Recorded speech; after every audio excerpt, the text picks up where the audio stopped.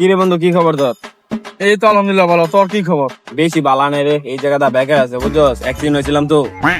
বন্ধু দেখ আবার আড্ডি মুডি ভেঙে গেছি নি। কি করছ বেটা এখন, তাইলে কি করতে পারি? কে তুই ডাক্তার দেখাস নাই? ডাক্তার দেখাইছিলাম কিন্তু এক্সরে করিনি।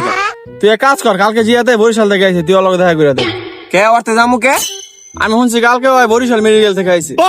আচ্ছা তাইলে ল ওরতে যাই, দেখি হয় কি কয়।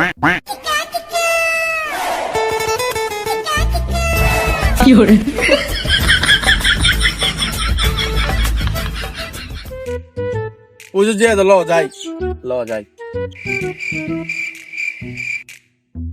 কিরে বন্ধু কি অবস্থা, কবে আলি? এই তো ভালো আছি, কে তুমি? কিরে বন্ধু ভুলে এলি গা, ছোটবেলা মনে নাই? ও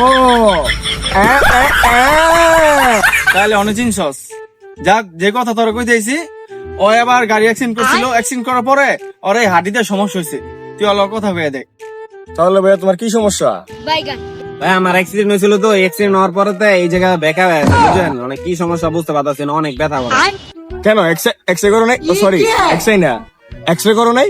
না এক্সরে করি না, মানে এক্সরে করি নাই। এখানে এসে বসো দেখি। আচ্ছা সর তো, আমি বই দিই কি করে। এক্সরে তো করো নাই, এক্সরে তো করার দরকার ছিল। যদি এক্সরে তো না ধরা পড়ে তাহলে সিটি স্ক্যান করতে হবে, আর যদি তা তো না হয় তাহলে এমআরআই করতে হবে। যদি এমআরআই তে না হয় তাহলে মনে হয় বেশি দিন আর বাঁচবা না। কি কোন ভাই, তাহলে এখন কি করবো? এক্সরে করা তো দরকার ছিল। আচ্ছা এক্সরে করে রিপোর্ট নিয়ে আসো, দেখি রিপোর্ট কি বলে। আচ্ছা তাহলে এক্সরে করতে কোথায় চাইতে হবে?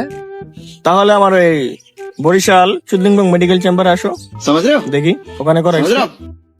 আমার নাম বললে 50% ডিসকাউন্ট দিয়ে দিবি। আচ্ছা আমি তাহলে আপনার চুদলিংপং চেম্বারে গিয়ে দেখা করবো না?